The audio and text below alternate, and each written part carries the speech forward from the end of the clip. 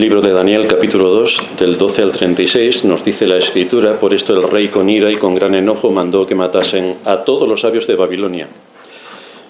Y se publicó el edicto de que los sabios fueran llevados a la muerte, y buscaron a Daniel y a sus compañeros para matarlos. Entonces Daniel habló sabia y prudentemente a Arioc, capitán de la guardia del rey, que había salido para matar a los sabios de Babilonia. Habló y dijo a Arioc, capitán del rey: ¿cuál es la causa de que este edicto se publique de parte del rey tan apresuradamente? Entonces Arioc hizo saber a Daniel lo que había. Y Daniel entró y pidió al rey que le diese tiempo y que él mostraría la interpretación al rey. Luego se fue Daniel a su casa e hizo saber lo que había a Ananías, Misael y Azarías, sus compañeros, para que pidiesen misericordias del Dios del cielo sobre este misterio, a fin de que Daniel y sus compañeros no pereciesen con los otros sabios de Babilonia. Entonces el secreto fue revelado a Daniel en visión de noche, por lo cual bendijo Daniel al Dios del cielo. Y Daniel habló y dijo: sea bendito el nombre de Dios de siglos en siglos, porque suyos son el poder y la sabiduría. Él muda los tiempos y las edades, quita reyes y pone reyes, da la sabiduría a los sabios y la ciencia a los entendidos. Él revela lo profundo y lo escondido, conoce lo que está en tinieblas y con él mora la luz. A ti, oh Dios de mis padres, te doy gracias y te alabo, porque me has dado sabiduría y fuerza, y ahora me has revelado lo que te pedimos, pues nos has dado a conocer el asunto del rey.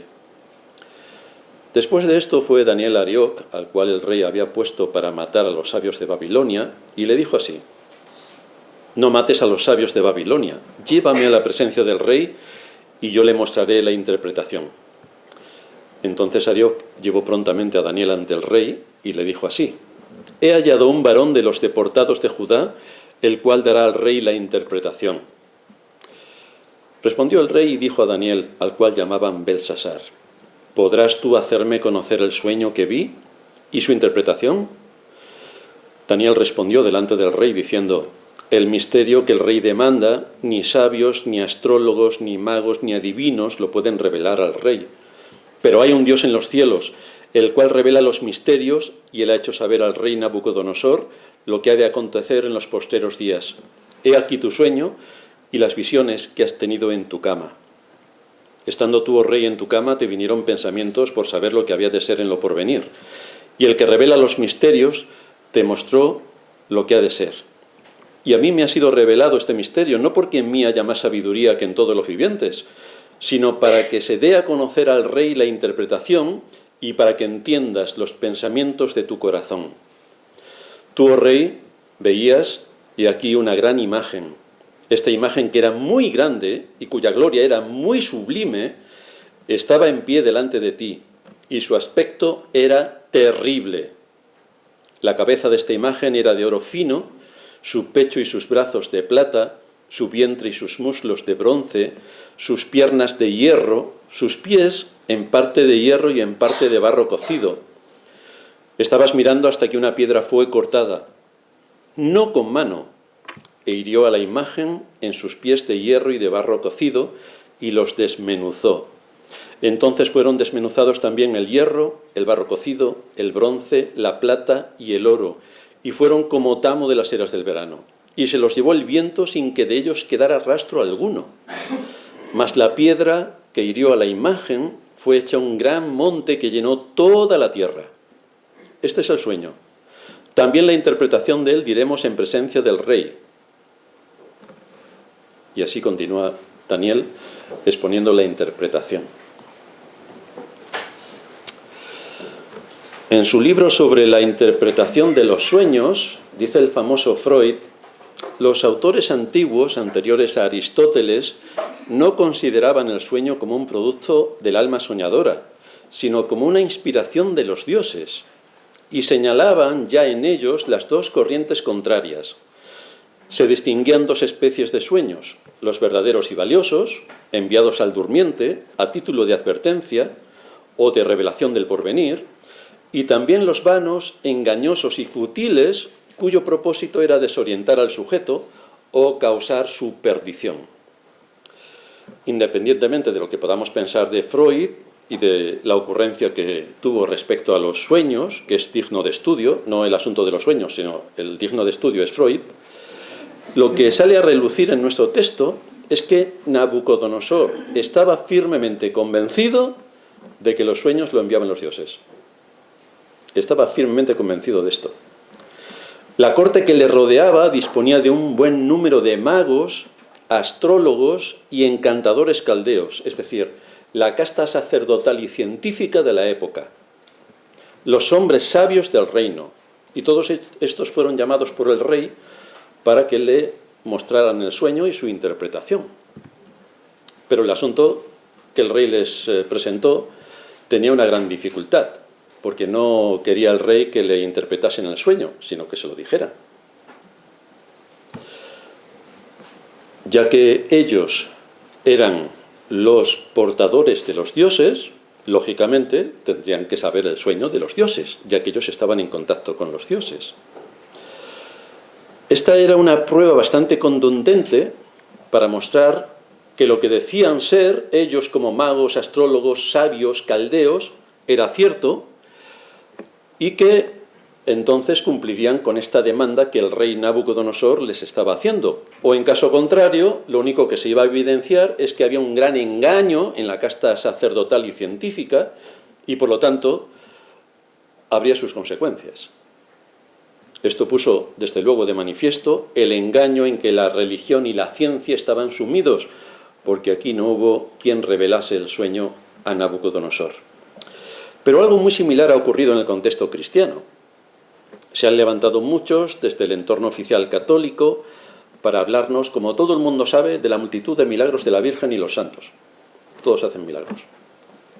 Y de igual manera, en el mundo evangélico, tenemos a los que dicen que estos dones de la era apostólica todavía están en vigor. Como todo el mundo puede ver, vamos a los hospitales y todo el mundo sano es sano. Cuando escuchamos los relatos del Señor, iban las multitudes a Él para que fueran sanados. Y el Señor sanaba a multitudes. Hoy el mundo evangélico pentecostal dice que ellos todavía tienen el don de sanaciones, pero en fin. Tenemos que hacer como Nabucodonosor. Yo lo quiero ver. ¿Qué hizo Nabucodonosor? Pues ya que vosotros sois sacerdotes de los dioses y estáis en contacto con ellos, mostradme el sueño que he tenido. Porque si no lo podéis mostrar, es que sois unos farsantes. Literalmente, poniendo nosotros hoy en el lugar de Nabucodonosor, con las cosas que hoy hacen los evangélicos, pues tenemos que decir que están los evangélicos al mismo nivel que aquella casta sacerdotal de Nabucodonosor. Es decir, engañifa absoluta. El rey entonces se sintió tan frustrado y tan engañado que mandó un edicto severísimo a sus soldados a fin de preparar la ejecución de este grupo de engañadores. Por eso el versículo 12 nos dice: el rey con ira y con gran enojo, es decir, que estaba realmente enfadado, mandó que matasen a todos los sabios de Babilonia, y se publicó el edicto de que los sabios fueran llevados a la muerte. Y entonces buscaron a Daniel y a sus compañeros para matarlos. Nos vamos a poner un poco en la piel de Daniel. Ha sido arrancado de su familia siendo un adolescente con apenas 15 años. Se lo han llevado a un país lejano a más de 1000 kilómetros en camello de la época. Esto no es ir en un avión Cuba a Madrid, no, 1000 kilómetros de la época. No sabemos si iría andando en un camello o cómo iría, pero desde luego 1000 kilómetros es muchos kilómetros y en aquel entorno geográfico que es árido por completo. Le han querido someter a un régimen alimenticio que atentaba contra su conciencia y, actuando con bastante sabiduría, ha conseguido que le eximan de este gran problema de conciencia. Le han cambiado el nombre para quitarle su identidad. Acaba de culminar ya los 3 años de estudios para aprender la lengua, la religión y las leyes caldeas, porque ya que va a ser un alto cargo en la administración del imperio, tiene que dominar todas estas áreas. Debido a su sabiduría, con apenas 20 años, ya está ejerciendo un papel importantísimo en algún lugar del imperio. Ya está ejerciendo. Y después de pasar toda esta serie de lo que algunos podrían llamar desdichas, cuando por fin parece que puede ejercer su alta responsabilidad en el imperio con bastantes privilegios, le llegan las noticias de que está bajo pena de muerte junto con el resto de sabios de Babilonia sin que él haya hecho nada para merecerlo. Así que si nos ponemos en su lugar, a lo mejor la situación por la que nosotros estamos atravesando no es tan mala. A ninguno de nosotros lo han arrancado a la fuerza de su familia, ni se lo han llevado a 1000 kilómetros de distancia andando, ni lo han sometido a un proceso de adoctrinamiento babilonizador. Y ahora que ya empieza a despegar un poco, después de asumir toda esta desgracia, dicen que lo van a matar.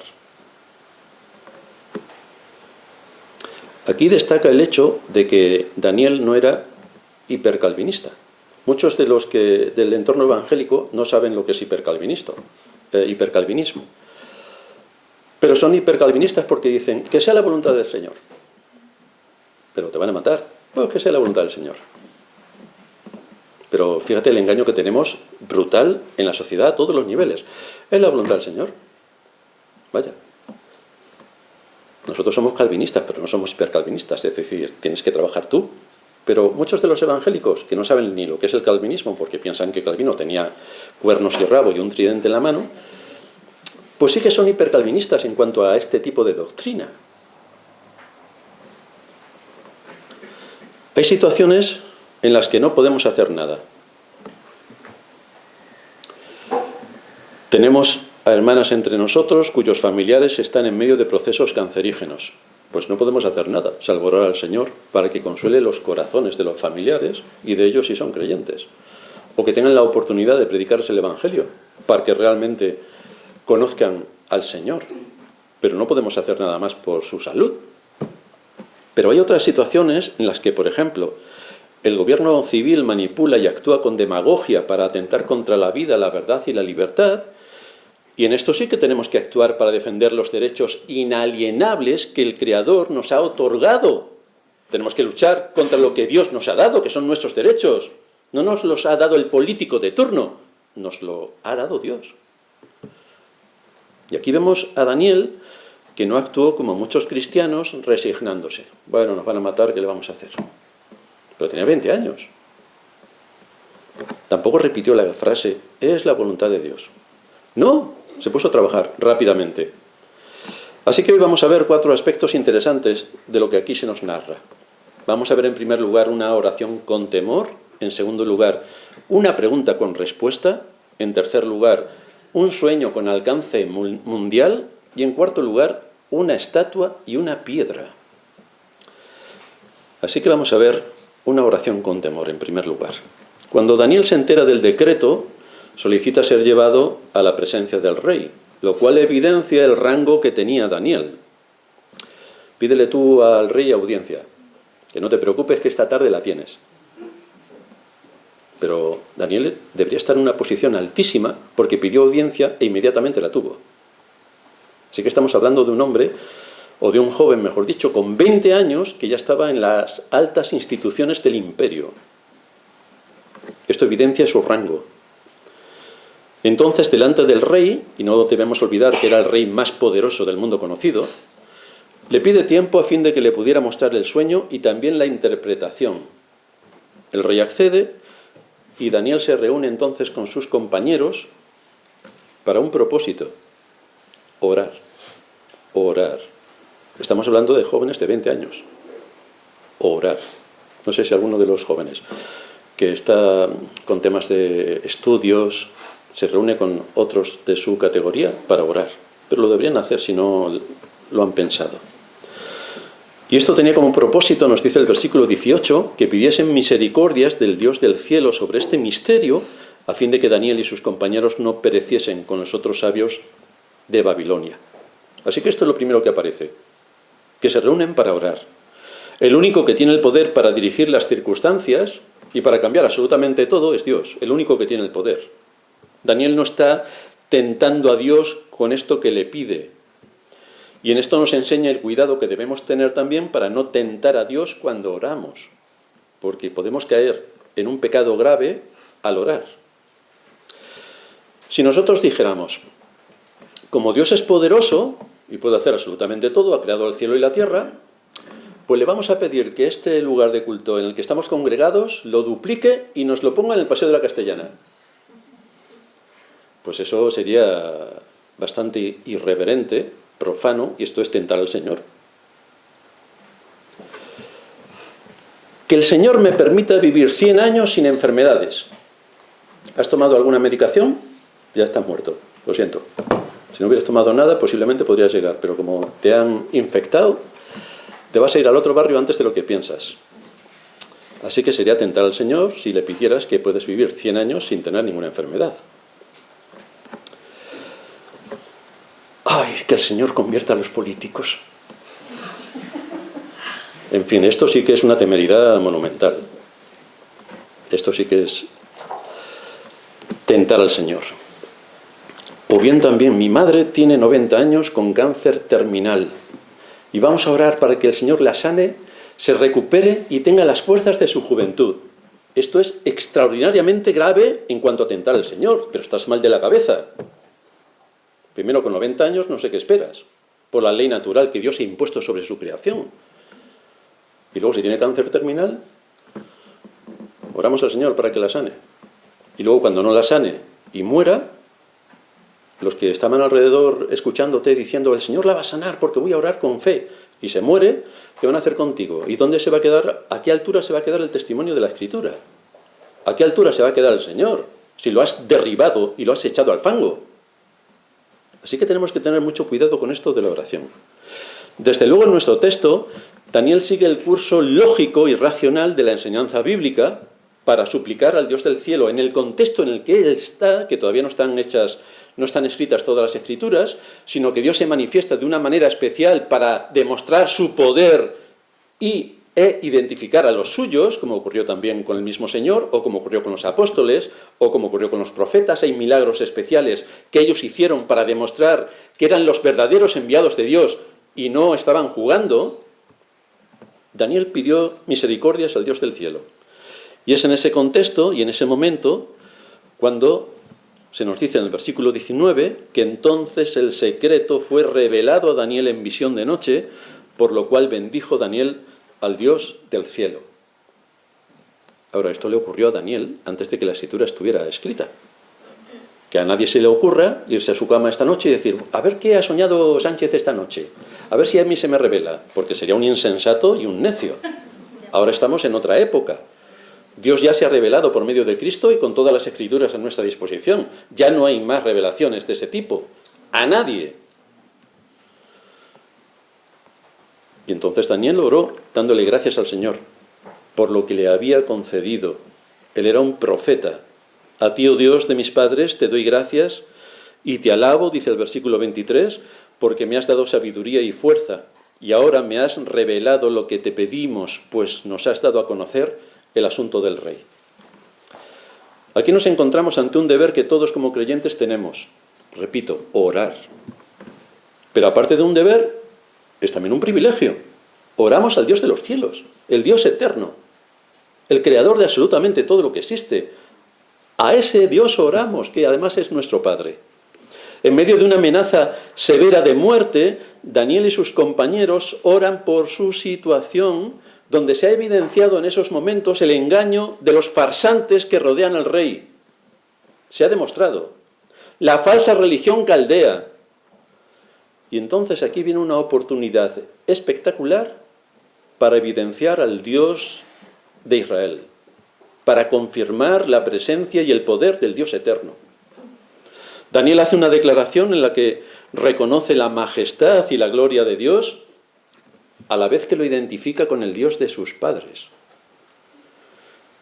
Daniel siguió manteniendo su identidad a pesar de vivir en un país idólatra, muy lejos de su lugar de nacimiento, muy lejos de su familia, pero Daniel sigue manteniendo viva su identidad y su pertenencia al pueblo de Dios. 3 años de babilonización no han afectado su posición como hijo de Dios, como heredero del pacto que Dios hizo con sus padres. No lo han afectado, está intacto. A Daniel le cambiaron el nombre, pero no le cambiaron la identidad. Hoy vemos en nuestras sociedades cómo se vacía al ser humano de convicciones. Esta semana, en una entrevista que le hacían al escritor Juan Manuel de Prada, estaba anunciando lo que ya nos anuncia la Escritura desde siempre. Decía que una persona a la que se le consiga hacer creer la demagogia de nuestros días sobre su propia historia hace que sea manipulable, que se rebele contra su propia familia, contra su pasado, contra lo que él es, porque se genera miedo. Y esto lo desmantela interiormente y para mantenerse con valor delante de sí mismo, abraza las ideologías que estén de moda. Y esto es lo que tenemos hoy. Se intenta quitar al ser humano de su identidad. Ya no sabemos lo que somos.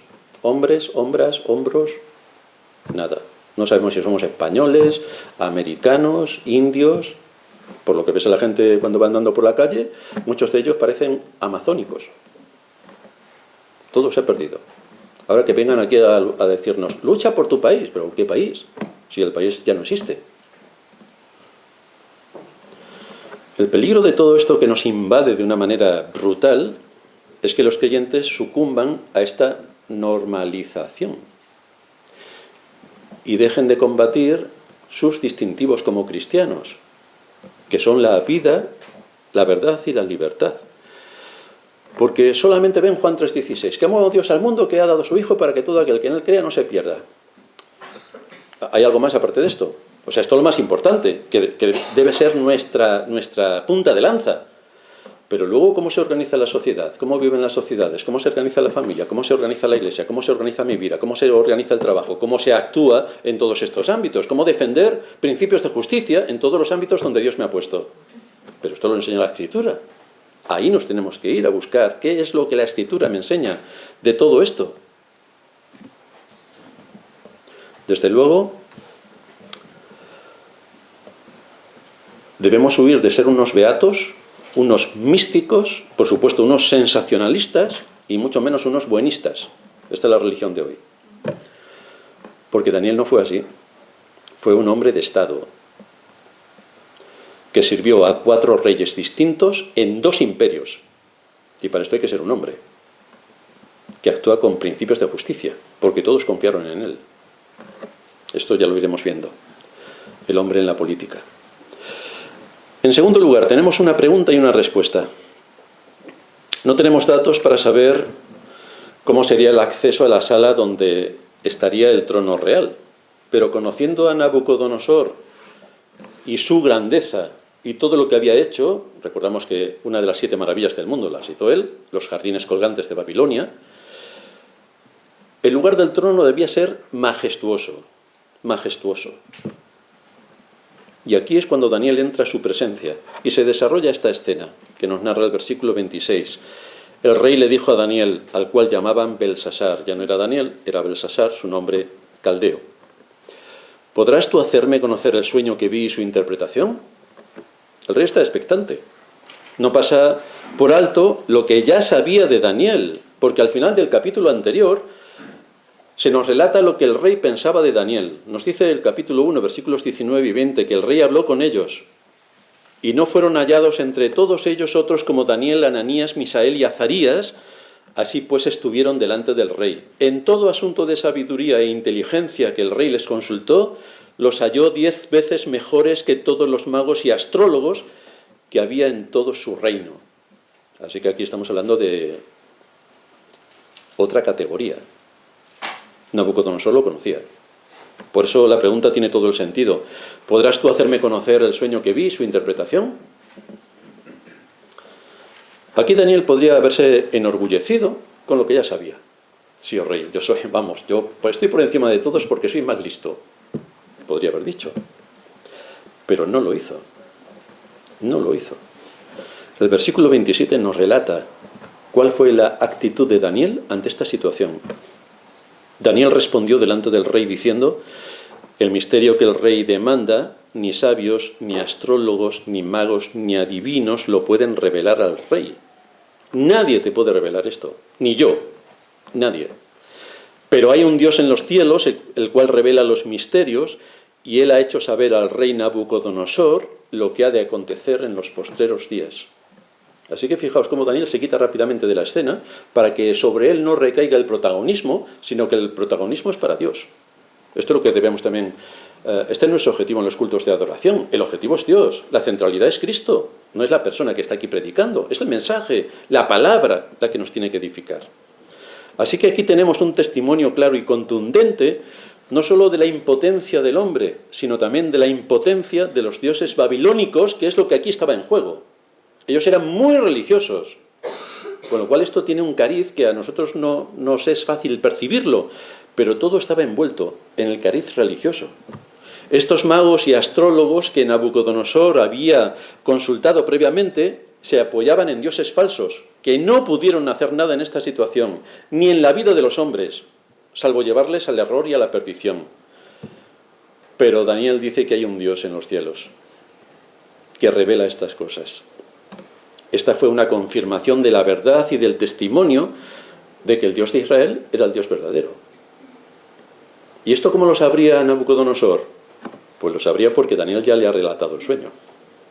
Esta era la confirmación de que ese hombre que tenía delante era realmente un enviado por Dios. Así que no fueron los dioses de Babilonia los que revelaron al rey las cosas que soñó. Fue el Dios de Israel, el único Dios vivo y verdadero. Él determinó darle a conocer a este hombre, la Escritura dice, lo que ha de acontecer en los postreros días. Lo que ha de acontecer en los postreros días. Llegan los sensacionalistas. Eso tiene que ver con este siglo. Pues les vamos a dar un disgusto brutal. Nos vamos a Hechos, capítulo 2, es la lectura que leíamos en la introducción. Cuando se nos dice que esto es lo dicho por el profeta Joel, Hechos 2:16. Esto es lo dicho por el profeta Joel. En los postreros días, dice Dios, derramaré de mi espíritu sobre toda carne, y vuestros hijos y vuestras hijas profetizarán, vuestros jóvenes verán visiones, y vuestros ancianos soñarán sueños. Esto se cumplió cuando vino el Señor, ya en la resurrección, después de la resurrección, cuando Pedro está predicando. Así que los postreros días eran aquellos. Y además, si nos vamos a Hebreos capítulo 1, empieza diciendo: Dios, habiendo hablado muchas veces y de muchas maneras en otro tiempo a los padres por los profetas, en estos postreros días ha hablado por su Hijo. ¿Cuáles son los postreros días? Ahí los tenemos. Estos eran los postreros días.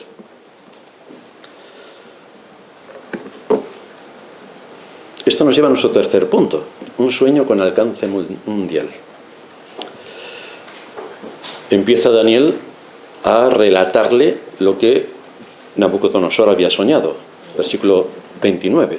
Estando tú, oh rey, en tu cama, te vinieron pensamientos por saber lo que había de ser en lo porvenir. Y el que revela los misterios te mostró lo que ha de ser. El que revela los misterios. El imperio que ahora gobernaba Nabucodonosor había crecido rapidísimamente. En apenas 2 décadas, Babilonia estaba a la cabeza de todos los reinos del mundo conocido. Esto lo inició Nabopolassar, que fue el padre de Nabucodonosor. Por cierto, si estáis pensando en nombres para los niños, aquí tenéis algunos que uno puede acordarse. Le ponéis ahí cosas raras y luego para acordarse no veas. Pues aquí tenemos a Nabopolassar y Nabucodonosor. A la muerte de su padre, Nabucodonosor había afirmado su reino y había derrotado a todos los reinos que le podían hacer sombra. No había nadie que le pudiera hacer sombra. Era un reino poderoso. Sobre todo esto, sus obras de ingeniería, sus construcciones majestuosas, tanto civiles como religiosas, su terrible ejército, habían dado un protagonismo a Nabucodonosor sin igual. Todos estos acontecimientos, como Nabucodonosor era inteligente, le habían hecho preguntarse al rey qué es lo que estaba ocurriendo, porque él solamente llevaba 3 años reinando. Y era la potencia impactante en todo el mundo conocido. ¿Qué puede estar ocurriendo para que en tan corto espacio de tiempo yo sea el rey de la primera potencia? Algo debe pasar. No olvidemos que ellos tenían un concepto de la religión completamente distinto al nuestro y todo lo engarzaban con los dioses, o cómo se mueven los dioses, la providencia, cómo está actuando, qué está pasando, para que en tan corto espacio de tiempo yo domine todo lo conocido, todo el mundo conocido. Y sobre todo, ¿qué pasará con mi reino? ¿Qué pasará con mi imperio? ¿Y qué pasará conmigo? ¿Cuál será el futuro de todo esto? Los pensamientos turbaron a este rey, que como digo tenía una extraordinaria inteligencia. Desde luego no es uno de los políticos a los que estamos acostumbrados, que nadan entre la ignorancia, la incultura, la necedad y en contra de sus ciudadanos. No estamos hablando de esto. Estamos hablando de un hombre con conocimiento, con inteligencia y que busca el bien de su reino y la extensión allí donde pueda. Y entonces Daniel le dice: el que revela los misterios te mostró lo que ha de ser. Él insiste en el hecho de que Dios es el único que puede revelar los misterios. Dios es el único. Porque, como bien apuntó Nabucodonosor sobre sus magos, si ellos estaban en contacto con los dioses y los sueños lo producen los dioses, ¿por qué razón ellos no le revelaban el sueño? Él es el que revela los misterios y te mostró lo que ha de ser. Así que aquí Nabucodonosor ató bien las piezas y reconoció entonces al Dios de Daniel. Y luego más adelante en otros capítulos veremos cómo habla de una manera extraordinaria sobre el Dios de Israel. Así que por un lado vemos la humildad de Daniel y su anhelo para que Dios sea honrado y centrarlo en toda la escena para que Nabucodonosor sepa de quién estamos hablando. Y por otro también la exposición de la sabiduría y el poder de Dios. Estamos hablando de un joven de apenas 20 años, algo que no nos debe pasar desapercibido, que tenía argumentos fuertes y convincentes acerca de Dios. No podías llevártelo de acá para allá o contarle cuentos. Este joven tenía unas convicciones profundas y sabía perfectamente de quién estaba hablando. Pero no solamente vemos en este texto la humildad de Daniel, sino también su sabiduría para identificar la verdad. Lo que el rey quería conocer era el sueño y su interpretación. Pero Daniel sabía que había otra cosa antes que debía decirle. Así que aquí empezó a actuar con sabiduría. Por esto aprovecha la ocasión para hablarle al rey de la impotencia del hombre, de la impotencia de sus dioses. Ni magos, ni astrólogos, ni adivinos pueden saber esto. Por lo tanto, tus dioses tampoco valen para nada. Se lo está haciendo saber indirectamente. Frente al poder infinito de Dios, hay solamente un Dios en los cielos que revela esto. Daniel aprovechó la oportunidad para predicar el Evangelio. Naturalmente. ¿Cuál es el mensaje central del Evangelio? Que el hombre está condenado a muerte y que solamente en Cristo encuentra la salvación. En estos momentos Cristo todavía no se había revelado, pero sí que hay muchos datos en las Escrituras que hablan acerca de Cristo y de las expectativas y lo que Cristo traería en el futuro. Así que Daniel le empieza a hablar de los caminos de justicia.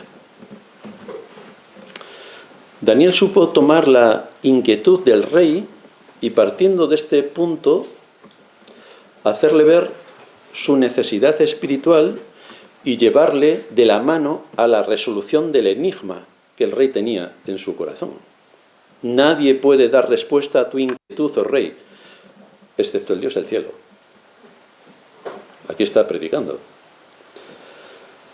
Vemos la sabiduría de Daniel en la brevedad de su mensaje. Nabucodonosor es un rey caprichoso también, claro, está deseoso de conocer la interpretación del sueño. Así que este no era un momento para que Daniel le dijera: vamos a hacer un estudio bíblico acerca de la incapacidad humana. Son 2 horas más o menos y yo te voy a explicar la incapacidad humana. No era el momento. Vamos a hablar sobre la vanidad de la idolatría en la que este país está sumido. Entonces te voy a exponer contexto de la Escritura. Tampoco. Mejor vamos a hablar de los atributos de Dios. No hace nada de esto. Nada. Así que debemos tomar buen ejemplo de este asunto. Esta era una buena oportunidad para testificar, pero debía ser breve, directo y sin rodeos. Es simplemente poner la semilla. Ya está. Esto nos muestra de qué manera debemos discernir cuándo y cómo debemos hablar a otros el Evangelio. ¿Cuándo y cómo?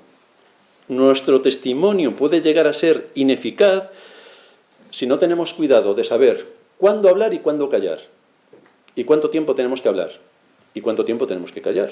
Si esto no lo sabemos, un desastre. Por ejemplo, debemos tener en cuenta la edad de la otra persona a la que le podemos hablar. Su sexo. ¿A qué cultura pertenece? Y desde ahí comenzar a hablar si encajan los temas de forma natural. Porque si le vas a un español para hablarle del Salmo 119 y darle un estudio, vas a tener un problema grave en un ojo que se te va a poner morado y no sabemos por qué razón. Milagrosamente. Entonces tienes que saber también la cultura. No le puedes hablar igual a un español que a un hispano. No le puedes hablar igual. Porque o pierdes al español o pierdes al hispano. Entonces si esto no lo tienes en cuenta, todo será un desastre. Aquí no predicamos en las calles vociferando, como hacen ahí en República Dominicana, lo sé por el pastor que no me acuerdo del nombre, que sale con un altavoz, Guzmán, que sale con un altavoz, allí le llaman angloparlante, no, parlante sin anglo, porque hablan en español, salen con un parlante, arrepiéntete, arrepiéntete. Aquí lo único que puede ocurrir si sales a la calle haciendo eso es que te incendien el vehículo y a ti te ametrallen, por necio. Entonces aquí esas cosas no pueden ser. Tienes que saber cuál es la cultura en la que estás para saber cómo tienes que dirigirte en el contexto, en la cultura en la que vives. Esto es lo que hizo Daniel. Está delante del rey más poderoso de la época. Y no le dice, querido rey, yo que soy un enviado de los dioses, te voy a contar aquí el Salmo 119, te lo voy a relatar en prosa y luego en verso. No. Por eso dice Pablo, sea vuestra palabra siempre con gracia, sazonada con sal, para que sepáis cómo debéis responder a cada uno. Tenemos que tener un poco de discernimiento para saber en estos contextos cuáles son los límites. Una cosa más que debemos resaltar aquí es que, en última instancia, la mayor necesidad del hombre es Dios. Nabucodonosor sabía que él necesitaba de los dioses, pero todavía no había conocido al Dios vivo y verdadero. Pues lo va a conocer, lo va a conocer. Nabucodonosor estaba preocupado por sí mismo, por su reino. Pero Dios le hizo ver que había otra cosa más importante. Más importante. El sueño de Nabucodonosor va más allá de su persona, más allá del reino babilónico. Este sueño tiene que ver con los postreros días, que se ubican en la venida de Cristo. Con eso tiene que ver el sueño. Cristo es el centro de la historia humana. Él es el que da sentido a la vida. Como dice Apocalipsis 1:8, Él es el alfa y la omega, el principio y el fin. Así que fuera de Cristo la vida del hombre no tiene sentido ni propósito. Aunque muchos corran tras el viento, pues solamente hacen eso, correr tras el viento. Pero nunca lo van a alcanzar, porque es el viento. Esto nos lleva a nuestro cuarto punto, una estatua y una piedra. En el sueño que tuvo Nabucodonosor hay dos elementos básicos. Es la extraordinaria estatua y una pequeña piedra. Nabucodonosor vio en este sueño la imagen de un hombre con la cabeza de oro, su pecho y sus brazos de plata, su vientre y sus muslos de bronce, sus piernas de hierro y sus pies en parte de hierro y en parte de barro cocido. Esta imagen, dice el versículo 31, que era enorme, gigantesca, su gloria era muy sublime. Suponemos que el brillo que tendría esta cabeza de oro puro, finísimo, era espectacular cuando le daba el sol, o sea que la vería en esa dimensión, y a la vez era algo que infundía terror, era una imagen terrible. Así que era impactante lo que aquí estaba viendo Nabucodonosor.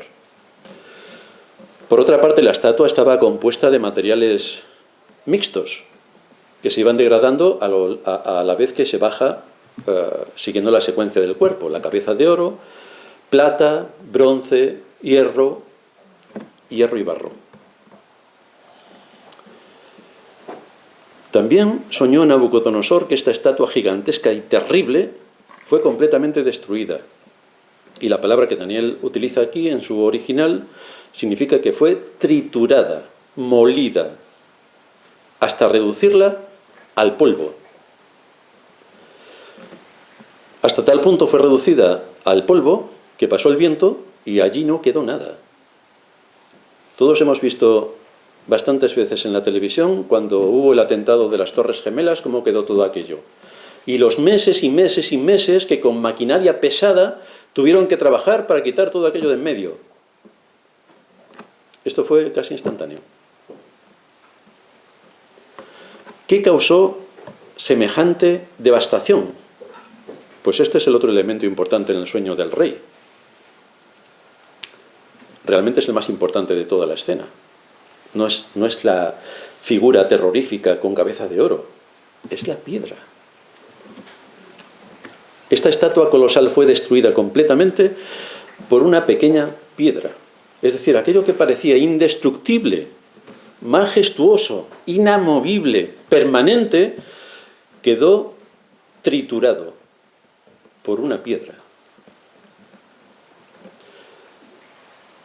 Hay al menos 3 elementos que en el sueño de Nabucodonosor se nos indican para tratar las cualidades de la piedra, de dónde venía esta piedra. En primer lugar, su origen.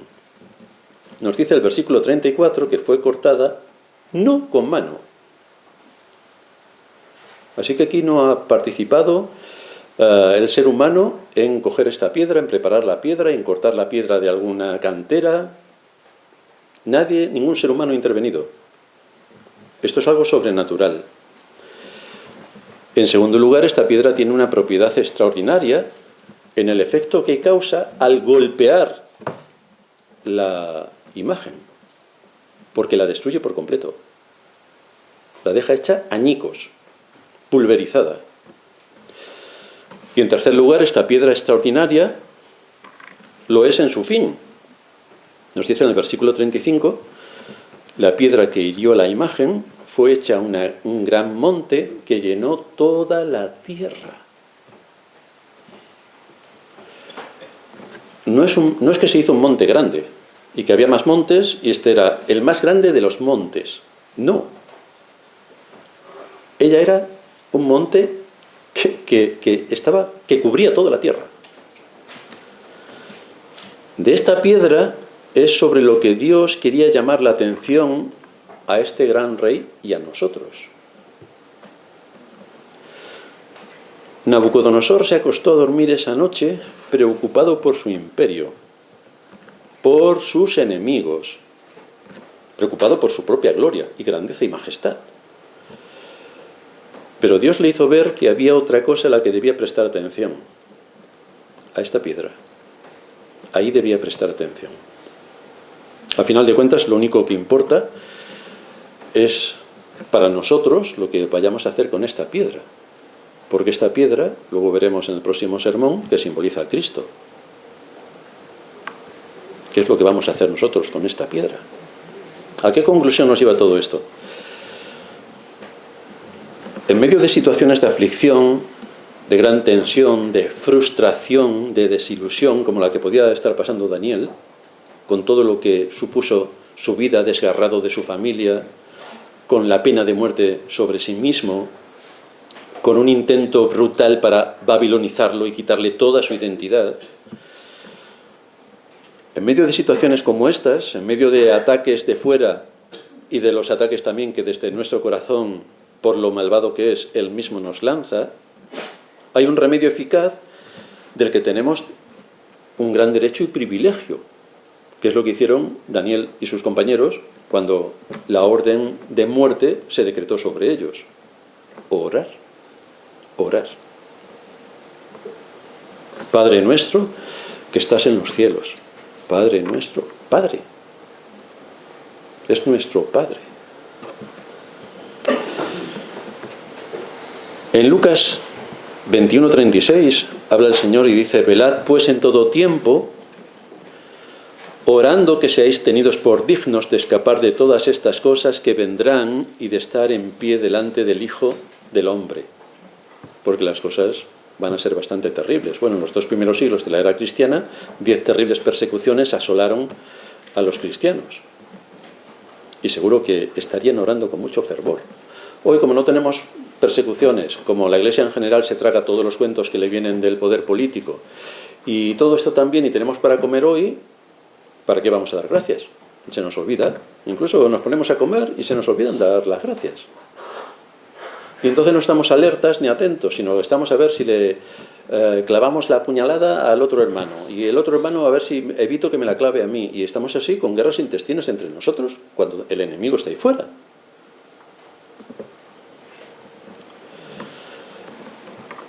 Pablo en Efesios 6:18 dice: orando en todo tiempo, con toda oración y súplica en el Espíritu, y velando en ello con toda perseverancia y súplica por todos los santos. Es que estamos en una guerra, de la que no somos conscientes, pero hay una guerra brutal para erradicar el nombre de Dios de la faz de la tierra, para que las convicciones sean arrancadas de las conciencias de los hombres, para quitarles su identidad, para manipularlos a su gusto. El Salmo 22:24 nos dice: porque no menospreció ni abominó la aflicción del afligido, ni de él escondió su rostro, sino que cuando clamó a él, le oyó. ¿En cuántas aflicciones estamos inmersos? Quizás si empezamos a hacer una lista de nuestras aflicciones, nos hace falta algo más que un folio. Pero tenemos un Dios en los cielos, que se compadece de su pueblo. Así que cuando llegues a casa, haz una nota de todas tus aflicciones y empieza a orar una por esas aflicciones. Empieza a orar. Y estos jóvenes tuvieron la pena de muerte sobre su cabeza, pero el miedo no les dominó, no les entró pánico, no dudaron del cuidado de Dios ni de sus promesas, sino que se fortalecieron en Dios. Y frente a esta amenaza de muerte, se pusieron a orar. Lo segundo que vemos es la humildad de Daniel, que era el producto de un entendimiento correcto de sí mismo y un entendimiento correcto de Dios. ¿Y cuál es el lugar que cada uno ocupa? Daniel sabía que no tenía nada de qué gloriarse. Por eso buscó la gloria de Dios y dejó la centralidad, como decía antes, en Dios delante de Nabucodonosor. Es el Dios del cielo quien revela esto, no yo, el Dios del cielo. Es lo mismo que hacía Juan el Bautista. Yo soy la voz de uno que clama en el desierto, pero es Cristo. En él está la centralidad, no en mí, en Cristo. Daniel rápidamente orientó al rey hacia la persona de Dios y hacia su poder, revelando los sueños. Esto contrasta con una secuencia que comenta José Grau en su libro sobre las profecías de Daniel, donde nos dice que cuando Alejandro Magno llegó a Jerusalén, no confundir a Alejandro Magno con Carlomagno. Uno vivió antes de la era cristiana y era griego, y Carlomagno era del centro de Europa y vivió en el año 800 de nuestra era. Cuando llegó Alejandro Magno a Jerusalén, se inclinó ante el sumo sacerdote, dice Grau, y se justificó con estas palabras: no le adoro a él, sino que adoro al Dios que le ha honrado a él. Pero el sumo sacerdote aceptó la adoración. Esto no lo hizo Daniel. Daniel rápidamente lo enfocó todo hacia la persona de Dios. El sumo sacerdote de Jerusalén, cuando llegó Alejandro Magno, dijo: pues efectivamente, yo soy. Así que vemos la diferencia en la humildad, aparte de que no se puede adorar a nadie. En tercer lugar, lo que Nabucodonosor necesitaba, y lo que cada ser humano necesita, es conocer a Dios. Y aquí Daniel puso la semilla. Sutilmente. Vino todo de forma natural, pero es que debemos orar al Señor para que nos dé oportunidades de predicar el Evangelio. Y nos llegarán de forma natural. Si observamos durante la semana, veremos que hay ocasiones en que de forma natural podemos poner la semilla. No hace falta irnos con... Bueno, si nos vamos mejor, pero no hace falta irnos: vamos a evangelizar aquí a todo el que pillemos por la calle. No. Observa de forma natural y verás cómo tienes oportunidades de dejar una semilla del Evangelio en el corazón de alguno.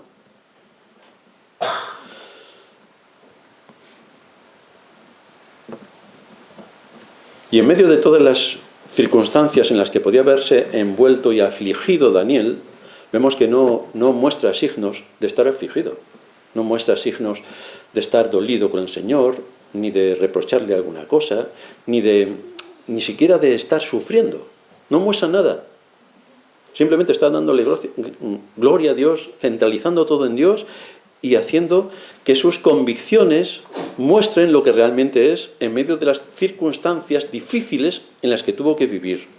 Por eso nos dice el apóstol Pedro, echando toda vuestra ansiedad sobre Él, porque Él tiene cuidado de vosotros. ¿De qué le hubiera servido a Daniel estarse quejando de todo lo que le había sucedido? ¿De qué le serviría? Eso amargaría su corazón. Así que no lo hizo. Simplemente cumplió con su deber, puso el nombre de Dios en el lugar que le correspondía y actuó de una manera eficaz. En cuanto a la oración, debemos tener cuidado con nuestras oraciones para que no tentemos a Dios con ellas. Tenemos que orar de acuerdo a la voluntad de Dios, tenemos que orar por la salvación de los perdidos, tenemos que orar por la extensión de su reino, tenemos que orar para que la predicación nos instruya y nos guíe para mantener la paz y la unidad en la Iglesia. Tenemos que orar para que el Señor guarde nuestro corazón de las caídas. Tenemos que orar para que el Señor nos aliente y que no sobrevenga sobre nosotros un corazón quejicoso. Tenemos que orar para que el Señor nos dé valor en la batalla. Tenemos que orar y que orar y que orar. En resumen, tenemos que orar. Este es uno de los grandes privilegios que tenemos. El Rey no nos recibirá esta tarde, pero el Rey de los cielos nos recibe ahora. Así que vamos a orar.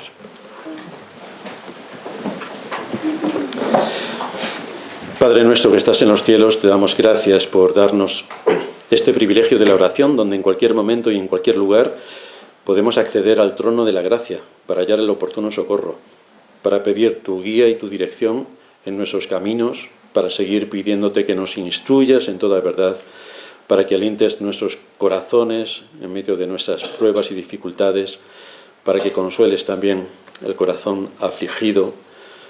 Gracias te damos por permitirnos que con este medio accedamos a tu trono y podamos exponer todas las cosas y las cargas que hay en nuestro corazón. Gracias por darnos un ejemplo de un hombre íntegro como Daniel y cómo cumplió con su deber a pesar de estar en situaciones bastante difíciles para cualquier humano.